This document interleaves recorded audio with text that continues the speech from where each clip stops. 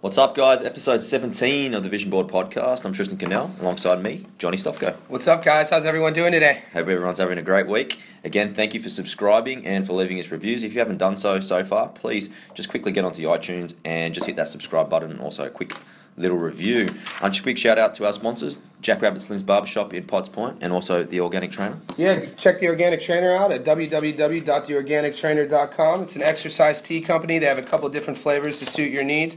They also have a highly adored tea flask. When you're purchasing and going through the checkout, type in keyword The Vision Board to receive 10% off of all of your purchases. Our second sponsor is Jack Rabbit Slim's Barbershop, located in Sydney, Australia. If you're living in the King's Cross, Potts Point area or any of the surrounding areas, check in with Dre, set an appointment up. He's always booked out. He'll leave you feeling good, feeling focused, ready to rock and roll. Well, guys, today it's a bit of an educational sort of feature get our today. learn on. We've got Dr. Corey Peacock. He lives over in Florida. He's an Ohio boy too, He's though. strength and performance coach of the Black Zillions MMA team. So some real interesting things, particularly seeing that we've had Graham on a couple of episodes ago, sharing some strength and conditioning knowledge, and also we've had 5 or 6 fighters already come on. So it'd be good to see a bit of a background on how they train and how we got into the industry. Yeah, I think it's really important to actually see a different perspective as well. We talk with the fighters, we talk with the coaches. Corey is actually a PhD in exercise physiology, so it's gonna be good to get his perspective on everything. Anyone with the word physiology, yeah, that was a hard word to say. I had to practice 8 times last night. They don't have that word in Australia, do they? It's hard, physiology. Man. You guys just say physio. Look how I physio. brought it up. Okay. Phys or... Yeah, you guys just say physio. I won't even let you say it. Yeah, I mean, I wouldn't be mad if I said it. I mean, I'm pretty good. You spelled Black Zillions wrong, too, but no, I'm kidding. Did I? Do you get the Black Zillions, too? Before we name drop, we'll let Corey talk about it, but it's a highly, highly regarded, reputable MMA camp in America with world champions then there. Guys like Rashad Evans, Anthony and Rumble. Anthony Johnson, Michael Johnson, Thiago Silva, Danny Roberts. Basically, some of the baddest dudes on earth. So we're going to hear a lot more from... It makes me wanna creep. I got something for your mind, your body, and your soul. I got something for your mind, your body, and your soul. The Vision Board Podcast, hosted by Johnny Stofko and Tristan Cannell. All right, our special guest today, Dr. Corey Peacock, exercise physiologist and performance coach of the Black Zillions MMA team, graduating from Kent State University with a PhD. We welcome Corey. Corey, welcome to the show, man. Thanks for having me, guys. No worries at all. We've got Corey actually live from Florida, so it's great to have him here. Just quickly, Corey, just a little bit of background about yourself. Obviously, you've got a highly extensive education, things like that. Can you tell the listeners just a little bit more about yourself, man, please? Yeah, absolutely. So, as I was saying, I graduated undergraduate from Ashland University, a Division II school in Ohio. I also played collegiate football there as well. So that was where I kind of, that's where my passion first came for exercise physiology, strength and conditioning training, and stuff like that. I carried that one step further and worked strength and conditioning while pursuing a exercise physiology doctorate at Kent State University, working with football there as well early on in my career. Traveled down to South Florida. I started down here working as a professor, doing exercise physiology research and stuff like that. While I was doing that, I spent about 1.5 years working with University of Miami's football team. So again, everything I came from in the background was majority football-wise. Lucky enough, a lot of good connections down here that I've made. I guess at this time now that a lot of things have shifted down here in Miami, the former head strength and conditioning coach of the Miami Dolphins, Darren Crine, I kind of started off with him down here when I first moved down here. We were doing more or less just general research, publishing a few articles. How I kind of made my shift into mixed martial arts, at the time, Vitor Belfort was still fighting with the Black Zillions. He had an upcoming fight with Chris Weidman, and he was looking for some just general exercise physiology, generalized testing, was contacting all of the top coaches in the area. He was the coach of the Miami Dolphins. I want to do this. And lucky enough, he called a series of coaches that I have collaborated with down here, and they all gave him my name. And so I got lucky enough, kind of who I know, the network that I was working with when I first moved down here. And that's really how it started. I came in, I started working on his camp, and throughout that process, came to know the team owner, Glenn Robinson, and, our head coach, Henry Hoofton, among other guys here with the Black Zillions, and it just turned into a good collaboration and turned into a full-time position with the team. Yeah, cool. Corey, so your background in American football and translating into helping these mixed martial artists, professional fighters on the highest level. Mitrione, former football player. You're a big dude. When you got down there, when you started dabbling in the MMA, did it ever cross your mind, inkling with the idea of are you disciplined in any form? Do you do jiu-jitsu? Do you take part in the training? I'm actually not. Okay. I'm a pure strength and conditioning guy. It's funny.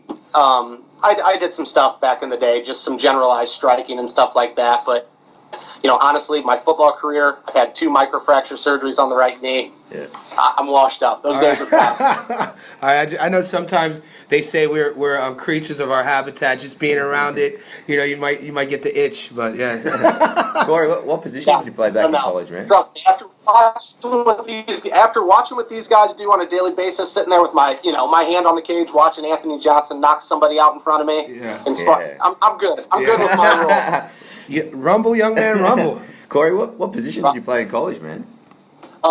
I played linebacker. I started off playing outside linebacker, moved to middle linebacker. Wow. Awesome. Yeah, I keep telling Tristan, my friends, like Northeast. He's from Northeast Ohio. I'm from Northeast Ohio. You're born with literally a football. Like that's the thing, and that's what it is. Yeah, it's one of those things. I think it's funny because you see a movie like Varsity Blues or something like that, but small town Ohio, that's exactly what it's like up there. Yeah. Everybody looking out for everybody, watching for it's crazy the way it is. Yeah, it's pretty interesting too because it's kind of a double-edged sword. I don't know if you agree with me on this, but what I found, I played football as well at a little town in Youngstown, and you get so caught up in this vacuum in terms of connecting like the rest of the world with just being what we're around. So how important it was for your career where you are now to actually finish at Kent and just take the leap to go south? Do you imagine having the same opportunity if you would have stayed in Ohio? Absolutely not. There would have been no opportunity at that point in time. When you look at the Ohio fight scene and stuff like that, there was steep down, and at that time I wasn't even doing mixed martial arts. But honestly, the quality and the quantity of athletes you're going to find down here in South Florida at the higher level, it's just you can't match that anywhere. I was just talking about this with actually the former strength and conditioning coach for the Miami Hurricanes. We're kind of sitting in the mecca of the biggest talent pool in the country right now. He's looking to approach kind of this private sector thing and look at working with athletes here. And I said we're in the mecca. If you look at any roster across the country, it doesn't really matter what the sport is. Typically, the best player is always going to be from South Florida. I mean, you're going to find that anywhere, even at the MAC schools, the smallest level. You're going to see this trend of these South Florida kids that are just these high-end, high-level athletes. And for me, getting down here and getting that exposure and getting that experience was the biggest thing for my career. Yeah, that's awesome. How hard is it to keep the kids on track, especially in Florida? I've been to Miami 3 or 4 times, and I know that there is a bit of a party scene down there and things like that. In comparison to somewhere like New Mexico, where it's kind of secluded a little bit, how hard is it to keep them focused? I think it's difficult. Working with the college kids, I think that was a little bit different than where I'm at now, working with the pros. At the collegiate level, I think you had to have that authority structure. You had to have that coaching structure in place to keep them grounded. I think a lot of curfews and different things like that had to be set in place as well. I will say, though, from the professional level, now that I'm working with just professional athletes, I think that kind of speaks volumes about who they are and what they've accomplished at this point. Yeah. You have people like Anthony Johnson. You have people like Vitor Belfort. You have people that either previously trained with the team or training with the team now that have kind of set the example of, if you want to be at the highest level, this is how you need to carry yourself. This is how you need to operate on a day-to-day basis and stuff like that. So I think a lot of times the influence of the other teammates kind of takes care of that for us, where as a coaching staff, we can emphasize and, talk about the importance of staying grounded, staying structured. But I think, they hold themselves accountable quite a bit.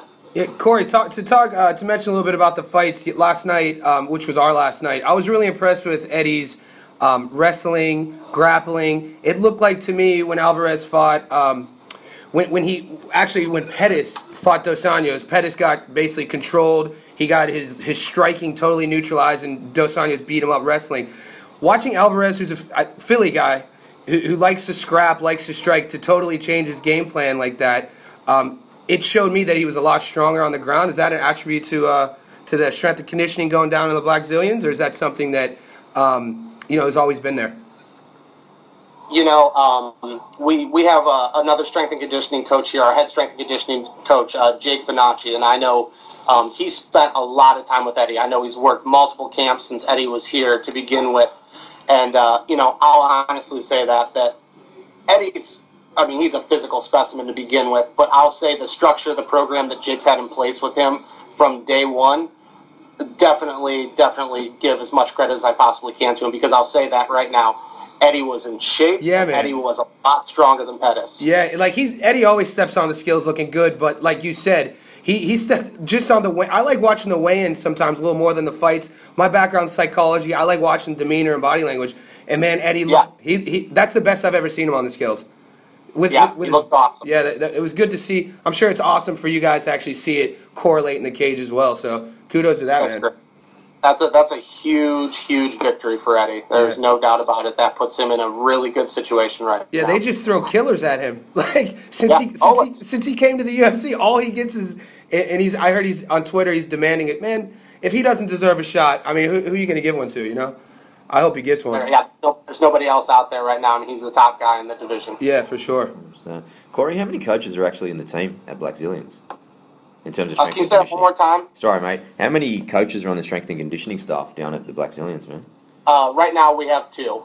So we have Jake Bonacci. He's the head strength and conditioning coach. And then myself, I have the title of performance coach and exercise physiologist with the team. How do you share? How do you share the fighters? Like, is it you both same thing or? Yeah, right now what Jake and I have really established is a great system here where, it kind of starts off the way we approach our strength and conditioning route now. Every fighter works with me to begin with, and what we do is we start with a full evaluation, physiological, physical. We run the works, looking at cardiovascular endurance, looking at metabolic endurance, all of those components. What we do from there is we basically look at what athletes have the same deficiencies, what athletes have the same timing in terms of where they're going to be training, and how does that influence who works with who when that comes to it. Jake has a couple of different specialties. He spent 7 years so far training mixed martial arts and strength and conditioning. He was out with Randy Couture at Extreme Couture before he came down here to South Florida. So his reputation speaks for itself. Solid strength and conditioning coach. And, so what we've done is we've really kind of taken his strength of more of the, his strength is experience. No question. He has the experience factor when it comes with that. But I think he spent a lot of time working one-on-one. That's it, one-on-one with these guys. And I come from this larger sport, larger coaching background where, I've kind of brought in the capabilities of how do you maintain a room with 10 athletes, 15 athletes, 20 athletes, and him and I have really just put our styles together and come up with this hybrid system that I think all of our athletes right now are benefiting from, and so we kind of go that way. With our top UFC guys, that's a little different story. They get the personal attention without a doubt, but, we have a lot of up-and-comers, a lot of guys that are one fight, two fight in the UFC, Bellator, World Series of Fighting and stuff like that too. And we've done a really good job at just figuring out where their deficiencies are, what things can we accomplish to get them better during each individual camp, and that's kind of how we group and decide who works with who during each given camp. So it could change from camp to camp. It just depends on how their evaluations go, and we let that dictate everything. Awesome. Cool. Corey, in regards to, camp by camp, it's very public about, you have what's going on in Coconut Creek, American Top Team, you got the Black Zillions, there's a rivalry there with fighters. Coming from your perspective, dealing with coaching them and finding the best game plan in terms of training. You see a couple movement coaches online. They have their own philosophies. You got a Nick Curson out west, Portal, what he's doing. Does that motivate a guy like you to do research and kind of experiment in finding new ways, or is it more of like a traditional approach? If it doesn't, if it's not broken, don't fix it. All right. So what I was saying, I've tried to make a lot of collaborations. Same thing that I was doing, previously with the football world. But I found a very good collaboration with the group out in Austin, Texas, the On It Academy. I met a guy out there. John Wolf has the John Wolf Training Systems, and in terms of the movement specialist and the things that he's trying to do out there with the unconventional training, it's really opened my eyes up a lot to the importance of this movement coaching and this idea of correcting movement patterns and injury prevention and stuff like that. So, I'm trying to get better every day, and I'm open to anything. But, to answer your question too, do I believe that there's a traditional style of training that works? Absolutely, I do. And I will always keep my basis around my foundation of what I believe in. But I'm always open to including and incorporating anything that I can do to keep these guys healthy, to keep them performing better, and, to ultimately create the best fighters possible. Yeah, Cord. So another question I have, in terms of your training styles and a game plan of execution for a fighter, if you take a guy like Mitch Rion, who's a heavyweight, or a flyweight, a smaller guy, does the game plan still stay the same, or are you going to change it up because of the size differential and speed? Yeah, I'll say this. One thing that I think, and I guess, this is maybe more generalized for the heavyweight division compared to our smaller divisions. One thing that you have to keep in mind when you're looking at the differences between these two, typically your heavyweights aren't cutting weight. And I think that makes a huge difference in your training approach for your capabilities, your abilities, your rep schemes, the amount of volume you can incorporate into a training program with these guys, because more muscle, the more mass, usually you're okay. The biggest limitation that we have is that idea of stepping on the scale. So, for our smaller weight divisions, for our individuals cutting weight, we really have to keep a very high intensity, low volume approach in our training philosophies to be able to, one, get the most output in terms of performance, power, strength, but also prevent hypertrophy and size gains with these guys. It's so crucial. And, a lot of these guys, I think it's really interesting looking at some of these guys. Not a lot of them, unless it's a wrestler, usually comes from a traditional strength and conditioning background. I'll say they don't have a lot of experience in the weight room. And so introducing some of these things to them, you'd be amazed at how quickly the growth and stuff like that can occur. So you really need to be cautious, and you really need to take that into stride when you're working with these guys. So I think there's a huge difference in that.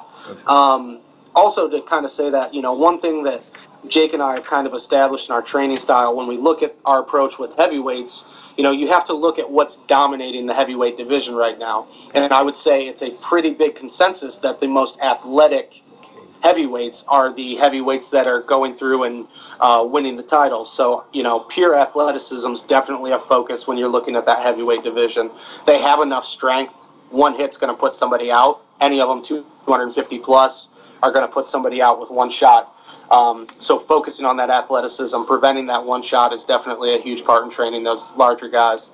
What about prior to a fight, Corey? How many days or weeks before would you stop the boys from actually lifting weights? We'll actually work our strength and conditioning until 1 week out. Wow. That 2 weeks out is really our peaking period. What we really try to do is we try to peak both the cardiovascular and the muscular system, typically about 8 days out. And then we'll usually enter our water load about 6 days out after that. So we got to be a little bit cautious once we hit that water load. But we'll usually try to peak them around 8 days out with their strength and conditioning, and then work body prep and movement prep throughout the week of the actual fight and avoid any of the strength and conditioning from there. Awesome. Corey, in regards to the new rule change recently with disallowing IVs to rehydrate, has that played a role in some of your guys who maybe might change divisions or upskilling yourself on learning more on how to naturally or more healthily put that weight back on? Yeah, for sure. And I guess this is, this would be a good thing. So what I've done in a better understanding and a better approach to look at these weight cuts, and I know you guys are big boxing fans, so I'm working with Chris Algieri from a physiology standpoint. Yeah. Now, something that a lot of people may not know about Chris Algieri is, not only was he a world champion, but he's got a master's in dietetics. He's writing nutrition programs for 15 to 20 elite fighters across the country.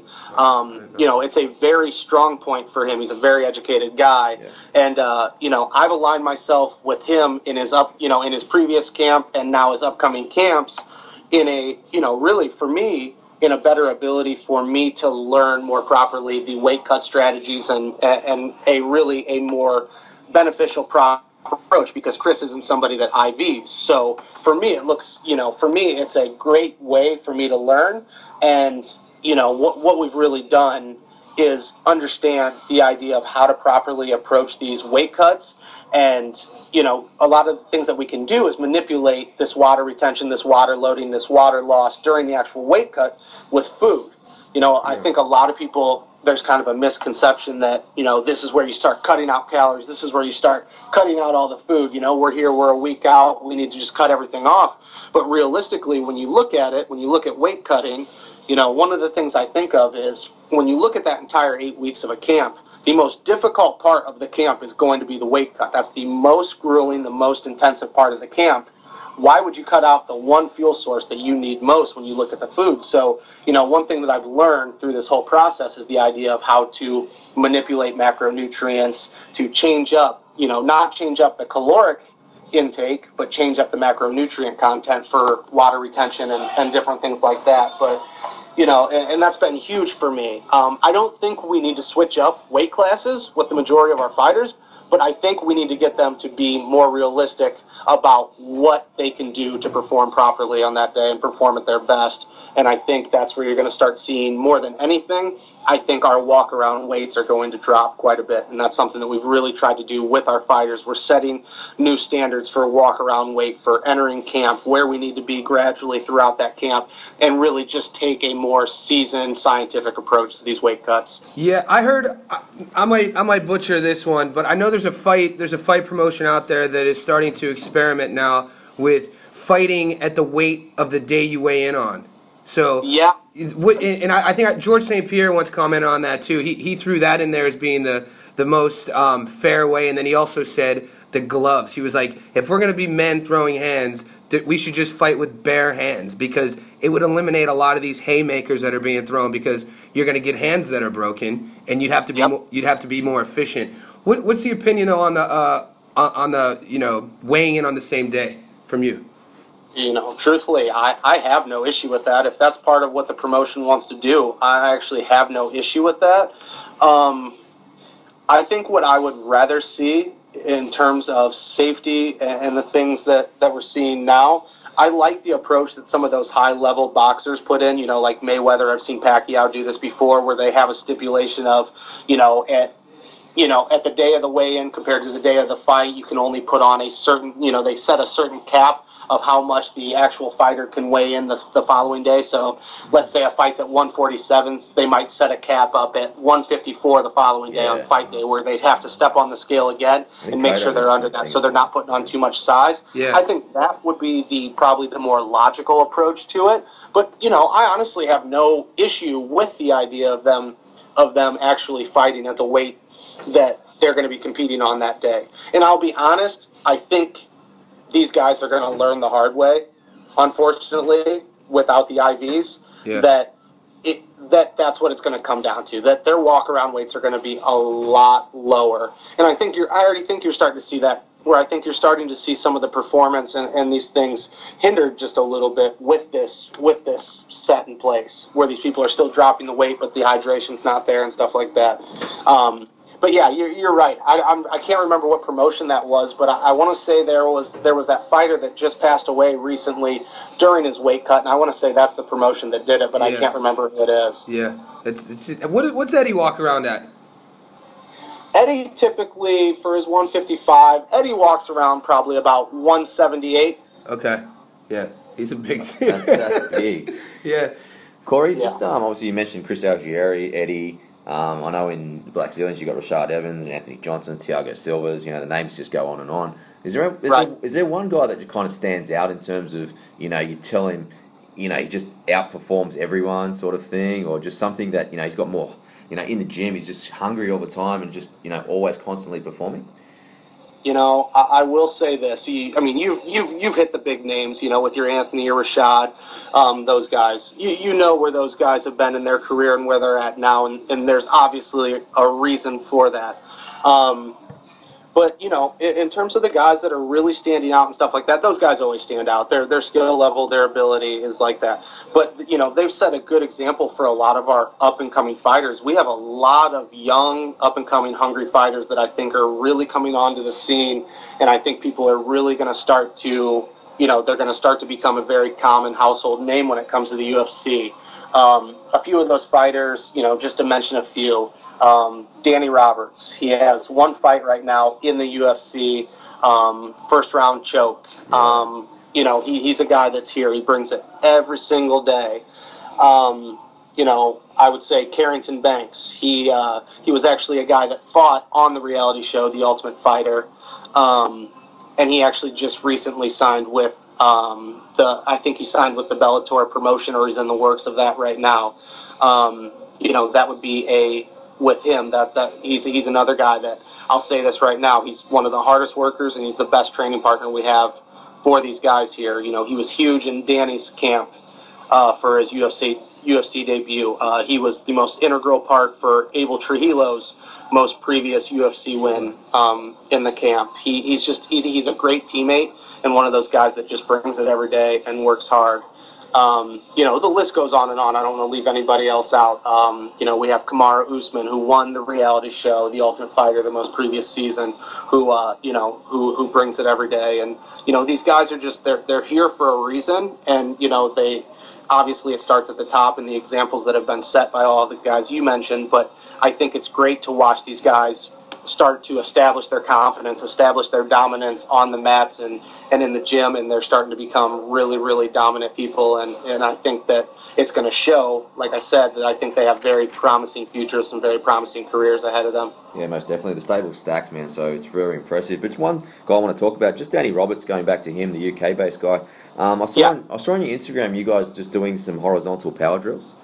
Can you just explain just a little bit? Because I saw you guys stopping as well, and it was just really interesting to me just to see it actually just unfold on video. Can you just explain just a little bit behind that, why we stop and things like that, just for the people out there? Sure. Well, I think one of the most overlooked aspects is this idea of horizontal power development when you look at the sport. You don't typically, unless you see something crazy like a flying knee or something like that, a lot of times vertical displacement isn't one of the biggest concepts with this. The ability to close space, in my opinion, is probably the most important aspect of power development in the octagon, looking at it. So, that's one of our most important focuses is going to be horizontal power. I believe the clip you're referring to, we're looking at triples, looking at the broad jump. One of the things that we're really trying to establish and get these athletes to understand is body control in space, body control while propelling in movement. And the ability, really, with horizontal power to be able to generate off the toes through the concentric portion of the movement, but even more importantly, is to absorb the landing eccentrically through the heels.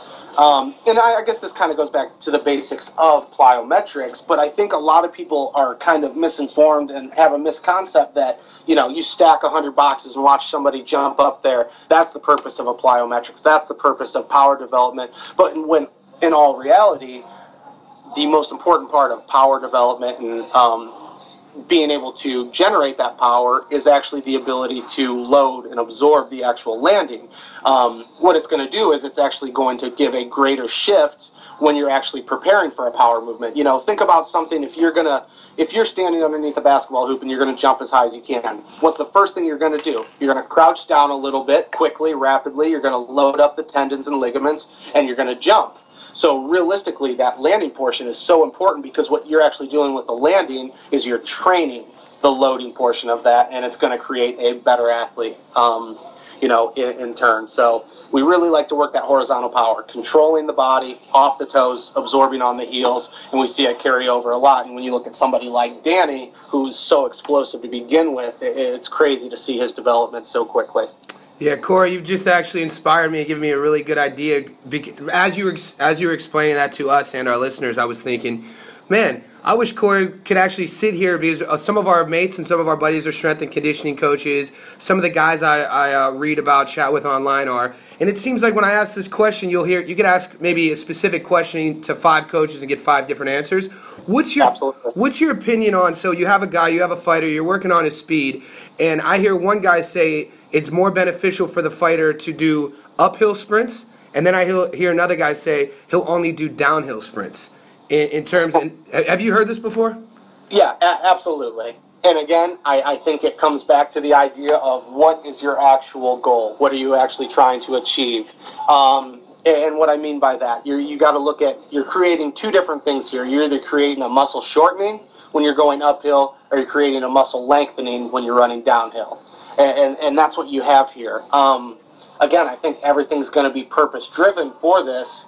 But for me, personally, when I look at the mechanics and the biomechanics associated with running, I truly believe that an uphill run is going to mimic a normal run in full locomotion compared to a downhill run. What I think a downhill run is going to do is going to put more stress, more strain on the actual musculature. It's going to create a little bit more damage. And again, that's not a bad thing, because what's going to happen? The body's going to recover from that and recover stronger. So, creating damage and all of those things, similar to what you're going to do with strength and conditioning and lifting weights, is always a beneficial thing. But for me, I think you can achieve at a greater, more controlled rate the damaging and the breaking down of the musculature in a strength and conditioning facility with resisted type exercises, where I think you can't really achieve that locomotion and running mechanics like you could with an uphill run. So I'm going to pick an uphill run over a downhill run any day. All right. In regards to the damaging of the muscles and prevention, are you into any type of preventative measures, maybe naturopathic ways of? Are you doing any type of massage, acupuncture? Do you tell your fighters to get in the flow tank, anything like that, down to the Black Zillions? Yeah, that's a really huge part of what we do here, and why I think we're setting ourselves apart from other people. Now, again, we're really experimenting. We're really into the scientific literature, trying to establish what is the best thing in terms of recovery. And I don't think there's a right answer for that. Everything you've mentioned, we are working on. We're experimenting with our athletes, whether it just be general heat, whether it be general cold, whether it be the flow tank, whether it be anti-gravity, all of these things. We have the hyperbaric chamber, which is, I would say for us, that's probably the most utilized piece of recovery equipment right now, saturating the musculature with oxygen. So I would say hyperbaric chamber is definitely what we're using the most. But I think more importantly, it's kind of what are we doing to prevent injury, and what are we doing to monitor injury before it occurs. And I think that's where we're kind of setting ourselves apart. We're working with a lot of sports science technology right now with our fighters. We work very closely with a group out of Canada known as Fatigue Science. And what they've established is a piece of equipment known as a Ready Band. Just a general watch-looking piece of equipment based off of accelerometry, basic movement patterns, neurological connections, and stuff like that. And what they actually do is look at your sleep, look at your circadian rhythm, and all of those things, and they're monitoring that for us. And I think that's been one of the most crucial pieces of recovery and allowing our athletes to kind of gauge where they're at, because it's giving them a real-time score of their neurological efficiency out of 100%. So it's really relatively advanced, but relatively simple for the athlete to understand. So we're just getting a concept that if they can see that the body's fatigued, it's more logical that we try to do something like an active recovery session, that we pull something back that might be a little bit more intensive, and kind of gauging these camps more off of the fighters' abilities, recovery, and stuff like that.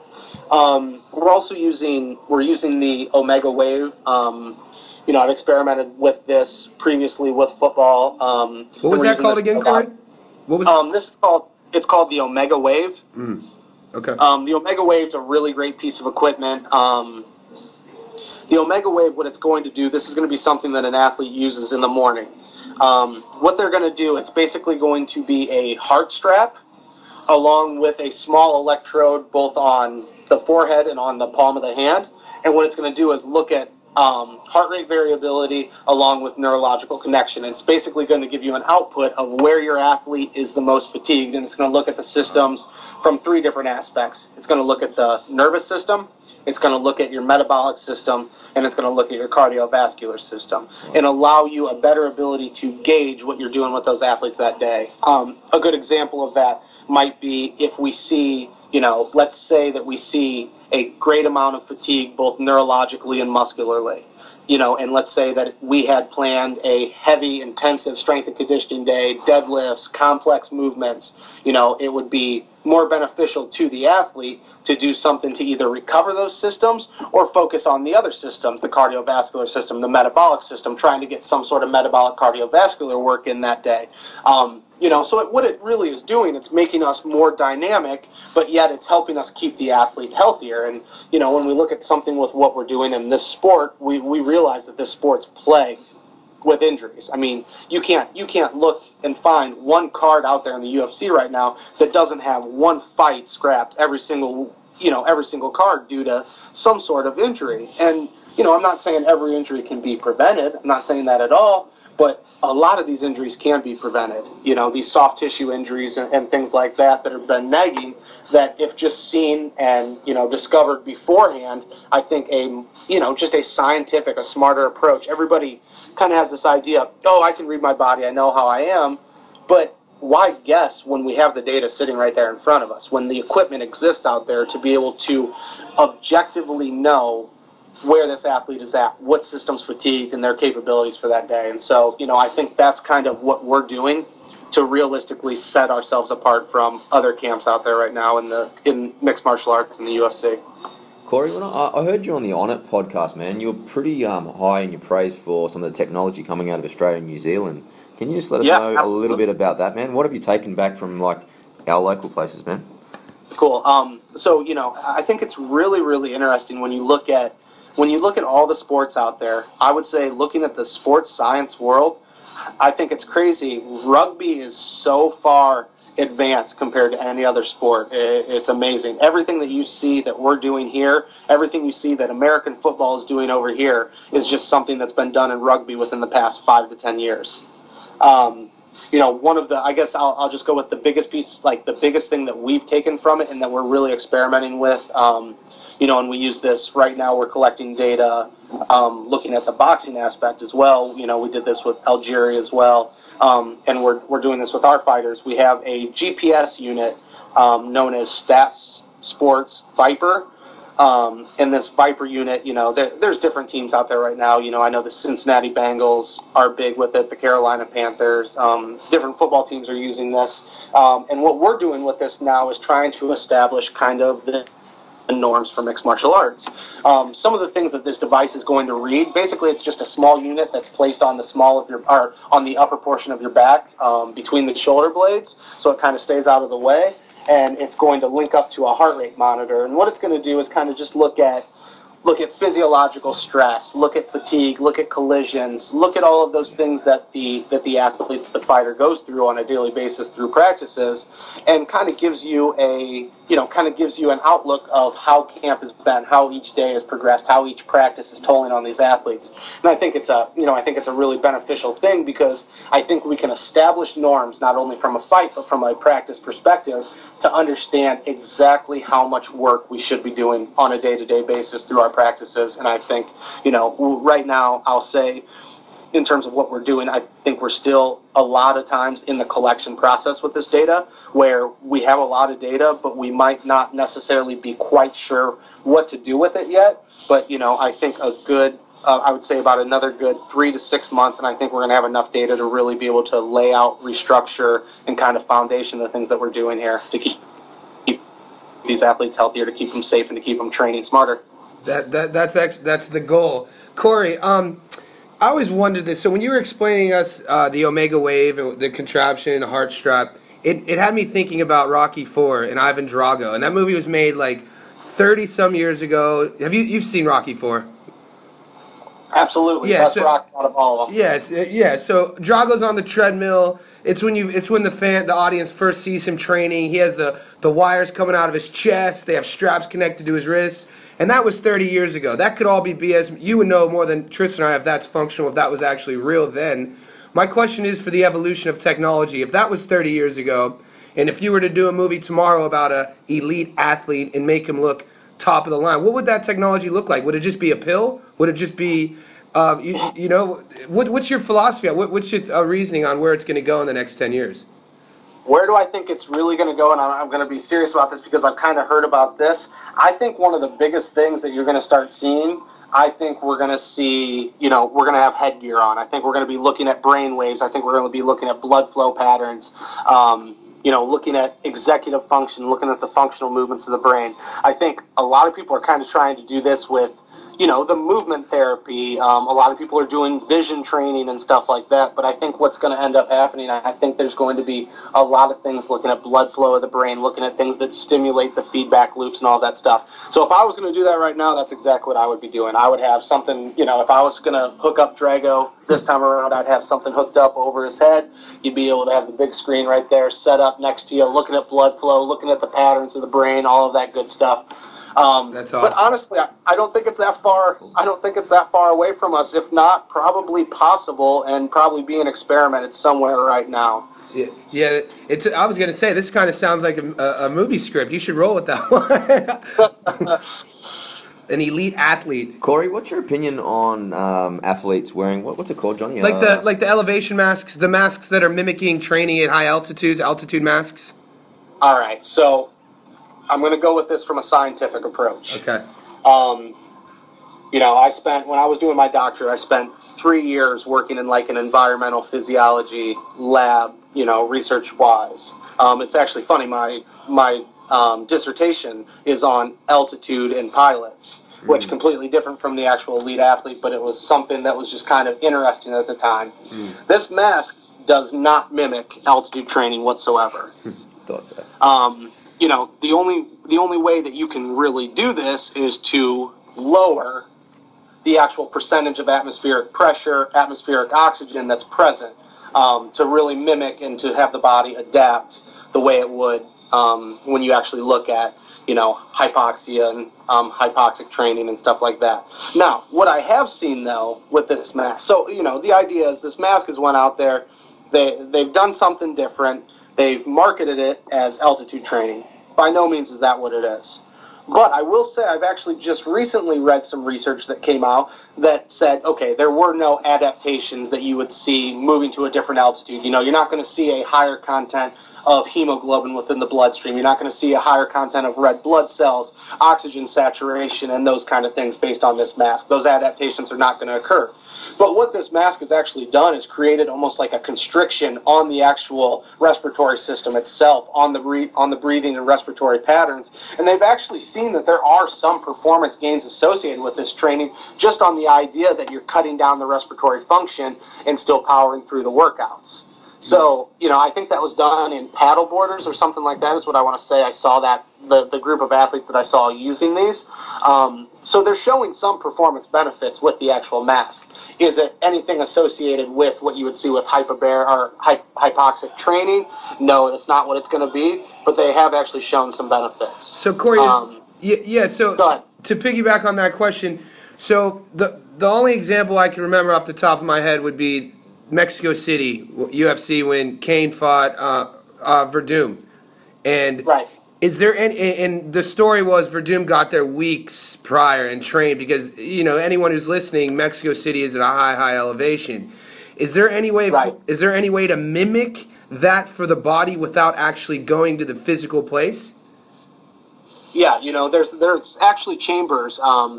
There's hyperbaric chambers right now. Actually, it's funny, like Colorado is kind of the big place where these pump or where they're pumping these things out. But yeah, if you look at like military research and stuff like that right now, when you look at pilot research, there's a lot of people out there using these chambers right now to simulate different altitudes, to bring down the oxygen content and stuff like that within these chambers. So it's a possibility. Now, the biggest thing, and kind of when you look at the stance and you look at the literature behind it, the big trend right now that you're seeing with this, and whether or not this is what Verdun did, I can't speak on that, but the biggest concept to see the best adaptations in terms of performance is the idea to live high at a higher altitude, such as Mexico City, but still train low or sea level. That's where you're going to see the biggest benefits. So, an ideal situation would be something like, maybe Colorado or something like that. Live somewhere a couple miles up and find somewhere within miles, looking at the terrain and stuff like that, that's actually at a sea level type, a sea level for the actual 23% oxygen that you would find in the atmosphere and stuff like that. Because what you're going to see is your body actually adapts and gains more performance changes and physiological adaptations when you're actually at that altitude. That's where the red blood cell accumulation comes from. That's where all of those adaptations that would strengthen the systems come from. Now, in terms of performance, it's kind of one of those things. Look at, for instance, let's look from the other side. Let's look at Kane. Kane didn't show up for that, and I think Kane's a lot better fighter than what he showed there. Yeah. What happened to his performance just from changing altitudes like that? His performance drastically dropped. And that's what you're going to see even when you're at this altitude. Let's just use a general basic example. Let's say at sea level I'm running a 400-yard dash in 50 seconds. Let's say a week later I go to somewhere like Mexico City or something like that and run a 400-meter dash. I might run it in 53 seconds, 54 seconds. So in terms of performance gains, we're not actually seeing any performance gains because our physical capabilities and abilities are actually left, where it's logically done. So what I'd like to see is gain all of those adaptations from that altitude type living environment, but still allow optimal performance at a sea level type environment. And there's a lot of research out there to back that, showing that is the most efficient way to actually train. Cool. Interesting, man. Yeah. Corey, you're going to be speaking at the International Society of Sports Nutrition coming up. Can you tell us just a little bit about that, man? Yeah, actually that's what I was kind of previously talking to you guys about with what I'm kind of doing with Chris Algieri. So him and I are actually going to be presenting together. And for people that aren't sure with what the ISSN, it's the International Society of Sports Nutrition, ISSN.net if you're looking for it online. Right now, they're a very cutting-edge, new group focused on sports supplementation, sports nutrition, and what they're trying to do and what they've established is really good changes in the nutrition field. They've established certifications, they've established a lot of text, a lot of research, and different things like that. And actually, currently, right now, that's the first group that I've really got involved into, especially with this weight cut thing going on, to really strengthen my nutritional background and my nutritional education. I actually just recently became certified as a sports nutritionist through their organization, the CISSN. Chris Algieri also has his certification, the CISSN, through the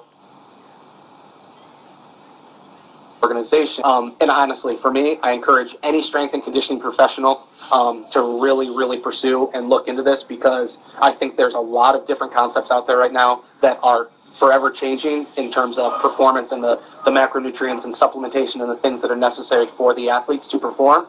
And that's really what this organization is all about. In terms of the national conference, Chris and I are actually going to be speaking about a hybrid systematic approach to optimal performance. I'm going to use my strengths in terms of strength and conditioning and physiological testing, and he's going to integrate the role of nutrition to make up for those physical demands based on training and metabolism and testing and all of those things. So it's going to be a really, really cool topic, and him and I are really working on this right now. Looking at the idea of how do you profile an athlete, how do you treat an athlete through a camp from start to finish to really perform optimally and at their best. And we're going to use that collaboration of his nutrition knowledge and my physiological knowledge to kind of go with that. Sounds like interesting. Whereabouts is it based, man? It's going to be in Clearwater, Florida. And just for the strength and conditioning guys out there, you just did mention a little bit about the education and doing courses and things like that. Is that like an online course that you can take, or is it's just a workshop? Yeah, so I believe they do both. I know I took my certification online, but I believe there's a workshop involved with it if you choose to do that. What I actually did, the CEO, Jose Antonio, Dr. Antonio, I think I kind of briefly mentioned him to you guys through email. Yes. I work with him. I do a lot of work with him on the side. And he actually wrote the certification exam, wrote the textbook associated with it. So what I've done is really just gotten into the material. I really took that textbook and really just took it all in. From there, what it really did was start to open my eyes to a lot of their stances, a lot of their viewpoints, a lot of the new cutting-edge research on supplementation and, systematic approaches to nutrition and stuff like that. And so what I did, I just spent, I spent a lot of time really getting into it with this whole idea with the weight cuts and everything like that, and just kind of took it one step at a time. And when I felt ready to take it, I registered online and took the online exam. Yeah. So Corey, we have tons of questions. If we asked all of them, we'd keep you here all day. Tristan and I would love to have you back on in the near future. For the time being, for our listeners, where could they find you at if they want to get a hold of you, read about what you said you had a couple published articles. Where could they find you at online? Yeah, right now I would say the easiest way is obviously social media for me. You can go to Instagram, Dr. C. Peacock. That would also be the same handle for Twitter. You could go to the Black Zillions website. You could either go to the medical staff. I believe the medical staff has my publications and things like that listed, and then you can also go to the coaches and the coaching staff, and that would have just more of the generalized information about me right now. In terms of research, if you're looking for research, I believe you would use my middle initial, so it'd be C.A. Peacock, and you can find the majority of my research articles out there as well. There should be about, I would say, there's about 20 articles out there right now, and hopefully that continues to grow. All right, man. Hey, Corey, thanks for your time. Keep up the great work, man. Absolutely. I appreciate it so much, guys. No worries, Corey. We'll speak to you very soon, man. Let's do it OH. I.O. Yeah, my man. Thanks, Corey. I have no idea what you guys just did there, but Yep. It sounded all right. All right, buddy. It's all right. You'll figure it out someday. Yeah. Thanks, Corey. All right, guys. Take care. Yep. Take care, man. All right. Yeah, so Corey giving us an inside view and dropping bombs. He is. Yeah, man, knowledge. How smart is he? Very. What about, Go on. yeah, how deep is his camp? The camp. That's what people sleep on. They're at camps like that, though. That's the evolution of the sport. They're popping up everywhere, but that one specifically because of experience. Like, you got a guy like Sugar Rashad, who's a champion. He's been a champion. He's been on the scene for 10 years. And then you got Rumble. He's been on the scene for 10 years. And then he said all the younger guys, he was dropping names like Carrington Banks, Danny Roberts, Kamaru Usman, Abel Trujillo. It's just a very deep camp full of savages. He must love his job, but he wakes up knowing that he's training with some of these guys. And the best thing about what I've seen with athletes, I've trained a couple of athletes, they always trust you that you're doing the right thing by them. And that it's just one of the things that anything you ask them to do, they will do it. Yeah, that's a question. Maybe I'll call Corey and ask him, or wait till we bring him back on. But I wanted to ask him about that because I grew up playing 3 different sports: football, baseball, and basketball. So I'll use these 3 a lot on the show to draw metaphors from. So when you take those 3 sports and you put them on a professional level, and you start hearing professionals, analysts talking about a pro basketball player, a pro baseball player, a pro football player, and then you'll put a pro fighter in there. You take a pro NBA player, though, and maybe because the team's so much smaller, you only have 5 guys playing at once, maybe it's the salary, but you just read about an NBA player. They're kind of a little bit more prima donna, a little bit, you need a different style of coach. There's not many motivators in the NBA game. They're more strategical masters in the NBA, more like a Phil Jackson rather than a Coach K. But then you take a college football player, where these are young guys playing college football, and then motivators are really important in terms of coaching, and then this type of athlete, football players, buy into that. But then you get a fighter who, in my opinion, through my experience speaking to them, training with them, are the most humble of all athletes. Now, you could put fighter in, you could fill in the blank, boxer, mixed martial artist, judoka. If you're fighting, if you're in a combat sport, you know what it's like to get beat up. Yeah. So I feel that athlete, me coming from a coaching perspective, would be my ideal clientele. Exactly. I think the pay packet pays a lot to do with that as well. Like, only 5 to 10% of them, these big guys, are getting paid the big money. So a lot of them are still hungry. In regards to the fighters. Yeah, all the time. They're all hungry. And then you get, obviously, little paychecks here and there. So it just keeps them driving all the way through. That's why you probably see now that a lot of them don't get out of shape anymore like they did before, because they've got to constantly be fighting to stay in that limelight. Yeah, I read an interesting thing. So the fights that Corey was out last night, if our listeners aren't aware, there was a huge card in Boston, UFC Boston, with a championship belt on the line. And Dominic Cruz won that belt. He's fought once in 4 years, 2 ACL injuries, horrific injuries, best in the world, and won his belt. And this is a guy who's, he's an analyst. He's really well educated. He speaks well. But his statement in the press conference is an attribute where the sport is going in regards to money. Because in a question and answer part of the post interview, he was asked about his next fight. And this is very Dominic Cruz-like. And he goes, "Well, before I think about that, I need to talk, ask questions to Dana about some money." Wow. And I was like, wow, the sport has changed. Before it was like, I'll fight anyone on the planet, I don't care. I'll do it. But now, like you said, injuries. The kid's had some bad injuries. He's not the young. He's in his early 30s now. How many more fights he's going to have? Yeah, and this nickel and diming, you're not 24 anymore. You're not fighting outside of bars for $400. True. You're on the big stage. I wonder what UFC Boston drew in, just at the gate alone. That was a free fight. Millions. But that was a free fight. But yeah, Corey Peacock, PhD, doctor, Ohio boy. It's the more people I meet, when they ask me, I'm in Australia, where are you from?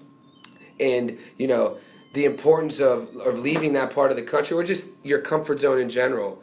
I think, you could take Ohio and name it Minnesota, Iowa, Maroubra. Yeah, you could say New Zealand. It could be anywhere in the world.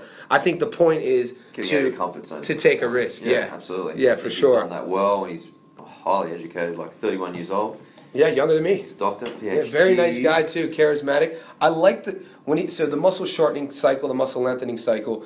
That is that argument that we'll have with, we have one of our guests on, strength and conditioning coach for the Newtown Jets, Graham Morris, and we're in kind of the circle of, check out Nick Curson, Speed of Sport, if you guys are listening. He runs a camp out of Redondo Beach, LA, and he has championship fighters, but Curson's a big believer of the muscle lengthening cycle for his speed guys. So he's running his guys downhill rather than uphill. That's an interesting case. And that's probably the only guy I've heard do that before. And Corey, it was fascinating what Corey said about the damage it does, but also on the contrary, that damage with proper rest can prove to be beneficial. Yeah.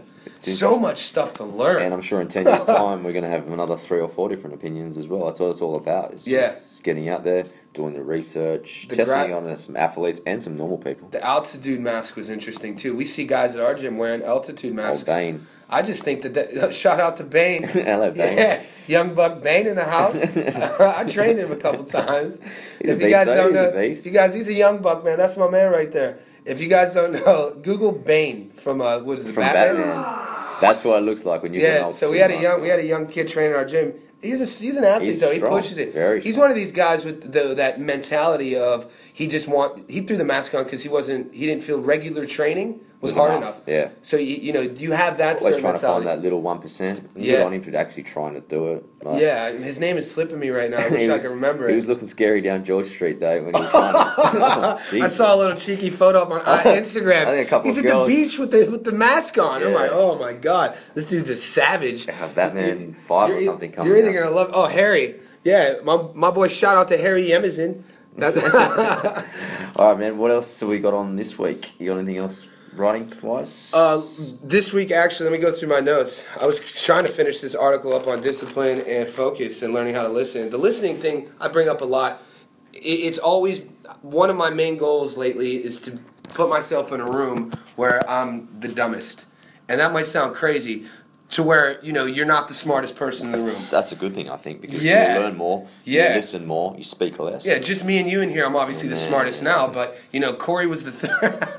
I'm learning nothing right now, by the way. Yeah, what does Tate say? I need you to try. I need you to try. Yeah, I need you to try to be better. How else am I going to grow? Shout out to Tate Fletcher. Tate Fletcher, Caveman Coffee, Tate the Great, the Dynamic. Guys, check out. Actually, this week I put online my actual next 6 weeks that I'm going to be training, the way I'm training. Yeah. Just to give everyone just a bit of an inside view. I got a lot of questions about what I do and things like that. I know Johnny does as well. So this week I just was pretty much open and honest and did the exact program. It's on there, so if you want to check it out, www.tristancannellfitness.com. It's an easy article. You read it in a couple of minutes. So jump on there, check it out. Let me know if you've got any questions. Yeah, I want to give a little shout out to a young man from the United States, 8-year-old. Check him out. Hashtag #DStrong. His Facebook page is Prayers for Dorian. He's a young man battling a life-threatening illness, and if you're listening, check his page out, give him some support, and we're all about finding ways to help, even if it's a little bit, make somebody's day better. So that's hashtag DStrong, Facebook page Prayers for Dorian. Yeah, big shout out to Dorian. Hope you're listening, man, and I hope you get well and you're doing well, and hopefully if we're ever in America we can come have a keep battling, young man. Definitely. All right, Johnny, my man, just before we leave, just a quick shout out to our sponsors, please. Yeah, sponsoring this episode of the Vision Board Podcast is The Organic Trainer. Check them out at www.theorganictrainer.com for all of your natural tea needs.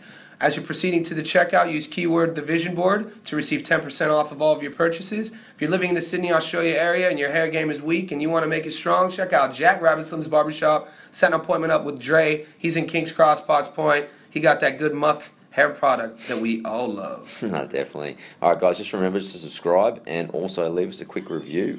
Just to support the cause. You can do that on iTunes, SoundCloud, or Stitcher. If you've got any questions, obviously we want to keep involving you, or you want to see some guests on, anyone in particular, please email us at info@thevisionboardpodcast.com. If you ever miss any episodes and you kind of get lost online, you can also check out the website www.thevisionboardpodcast.com. One last shout out to Sneaky Question and Answer. One of my questions was asked from a follower and a listener. Email me, Jacob Mays out of Long Beach, California. You'll know what question it was. Appreciate the contribution. To anyone listening, feel free to email us at info@thevisionboard.com. Absolutely, guys. What we might start even doing is if you can like the visionboardpodcast.com. if you like the Facebook page, what we'll start doing in advance, we'll tell you the actual guests that are going to be coming on. So then if you've got any questions for them, you can just leave them, or you can send a private message to the actual page, and then we can make sure that your actual questions get featured during the show. Yeah, we do an interactive thing. The only way to get on that is to support it and reach out to us. We're not mind readers. We're working on that. We're trying to work on our sixth sense, but we have to get some feedback. Most definitely. It's all about information sharing and getting you guys, entertained and bringing you some really strong content that, every week, even, you can ask the same question to 10 different guys and you kind of get 10 different answers, but we do want some fresh answers, some fresh questions, so please get involved by sending us an email or send us a Facebook message. Yeah, buddy. Couldn't say it better. All right, guys. You have a great week, Johnny. Peace. And we'll talk to you soon. It makes me wanna creep. I got something for your mind, your body, and your soul. I got something for your mind, your body, and your soul. The Vision Board Podcast, hosted by Johnny Stofko and Tristan Cannell.